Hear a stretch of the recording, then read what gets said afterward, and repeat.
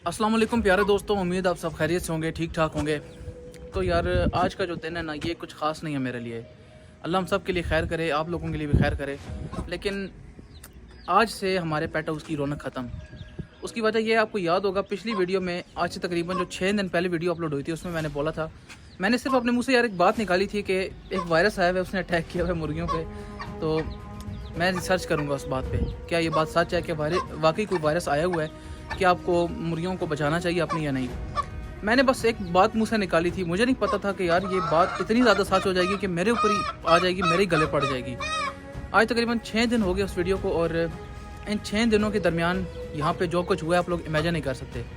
मेरी तकरीबन 10 में से 4 मुर्गियों को वो अटैक हुआ है वायरस का। मतलब एकदम वो बीमार हुई, उनकी आंखों में से पानी आया, सांस की तकलीफ़ हुई, और इतनी वो बीमार हो गई कि हमें ऐसा लगा कि वो उनका बचना तकरीबन नामुमकिन है, और हमने उन्हें ज़िबा करवा दिया। और आपको याद होगा, ये जो हमारे पास असील मुर्गी थी जो कुड़ुक हुई थी, जिसमें से इसके अंडों में से तकरीबन 7 बच्चे निकले थे। एक तो काफ़ी पहले ही मर गया था, जो कि ब्लैक कलर का था, जब बहुत छोटा था।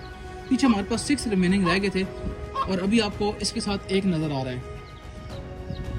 जो बाकी 5 चूज़े थे वो सारे के सारे मर गए, और उनको भी वही वायरस का अटैक हुआ है। और आपको पता है सबसे ज़्यादा चूज़े इफेक्ट होते हैं जब भी कोई वायरस आता है। एकदम बीमार हुए, इनकी आंखों में पानी आना शुरू हुआ, सांस की तकलीफ, आंखें बंद होना शुरू हो गई इनकी, और ये बेचारे मर गए। अब इसको हम कैसे ज़िबा कराते हैं, आप खुद ही बताओ। इससे छोटे थे वो सारे, 2 मेरे ख्याल में इससे बड़े थे और बाकी इससे छोटे थे।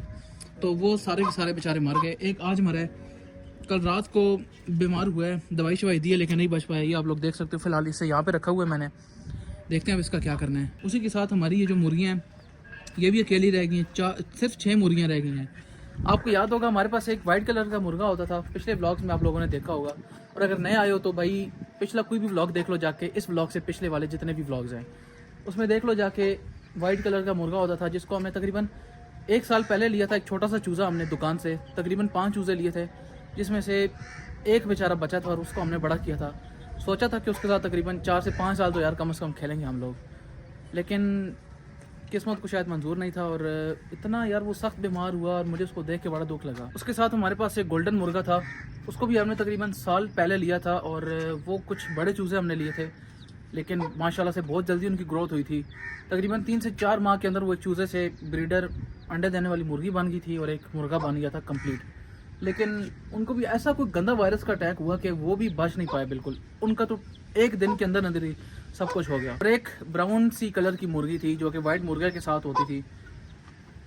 चारों के चारों यार चले गए यार, रौनक ख़त्म हो गई यहाँ पे। अब आवाज़ें नहीं आ रही मुर्गे की जो निकालते थे। जब हम एक ऊंची सी चीख मारते थे तो आगे से मुर्गे का रिस्पॉन्स आता था, बड़ी मज़े मज़े की वो आवाज़ें निकालता था। अब ऊपर आते हैं तो ऐसा लगता है बिल्कुल खाली है, कुछ भी नहीं है यहाँ पे। ये चंद मुर्गियाँ रह गई हैं और इनकी तो बिल्कुल आवाज़ नहीं निकलती। इनकी भी रौनक मुर्गे के साथ थी। जब भी ऊपर आते थे मुर्गा की आवाज़ निकालता था, और मुर्गे के रिस्पॉन्स में आगे ये मुर्गियाँ आवाज़ निकालती थीं। लेकिन अब ये भी बैठी भी होती हैं जब भी जाओ, या बस इधर खरगोशों के डरबे में कीड़े चुन रही होती हैं। बत्तखों की रौनक एक रह गई है, ये वैसी की वैसे ही हैं। इनको परवाह नहीं है मुर्गों की, और मुर्गों को परवाह नहीं थी इनकी। और साथ ही दोस्तों, पिछले व्लॉग में हमने देखा था कि हमारा जो रैबिट था, जो बड़ा हमारा फेवरेट था, वो भी मर गया। और अब पीछे 5 रह गए, और ये 5 के 5 जो हैं इस टंकी के पास आके बैठ जाते हैं, क्योंकि टंकी ठंडी होती है और इनको सर्दी गर्मी की परवाह नहीं होती। इनको गर्मी बहुत लगती है सर्दियों में भी, इसलिए ठंडी टंकी के पास आके यहाँ पे बैठ जाते हैं, क्योंकि इसके अंदर पानी होता है। इनकी भी अपनी दुनिया है, बत्तखों की भी अपनी दुनिया है। लेकिन जो दुख मुर्गियों का है ना यार, वो मुझे नहीं बुला नहीं पा रहा। अब दोस्तों यहाँ पे मैं एक और बात करने जा रहा हूँ, आप लोगों ने मुझे बताना है कि क्या ये सही है या गलत है। जब हम पिछले साल 5 चूज़े लेके आए थे, जिसमें से हमारा एक बड़ा होकर वाइट मुर्गा बना था, वो हम 5 चूज़े लेके आए थे, जिसमें से एक बिल्ली ले गई थी, बाकी तकरीबन जो 3 थे वो मर गए थे, और एक हमारा मुर्गा बना था। फिर ये वाले जो चूज़े आए, ये भी वही वाइट नस्ल थी। इसमें भी तकरीबन 7 चूज़े थे, जिसमें से 6 के 6 मर गए, और अब ये एक रह गया है। तो अब मैं पूछना ये चाह रहा हूँ कि यार ये जो वाइट नस्ल होती है मुर्गों की, ये जो सफ़ेद मुर्गा होता है, जिसके बारे में हदीस भी मौजूद है कि आप सल्लल्लाहु अलैहि वसल्लम ने फरमाया था कि कुत्ता घर में हो तो रहमत के फरिश्ते नहीं आते, और अगर सफ़ेद मुर्गा घर में हो तो रहमत के फरिश्ते आते हैं, क्योंकि वो अज़ानें देता है। और उसके अलावा आप सल्लल्लाहु अलैहि वसल्लम का बहुत ही पसंदीदा परिंदा कह सकते हो आप, सफ़ेद मुर्गा था।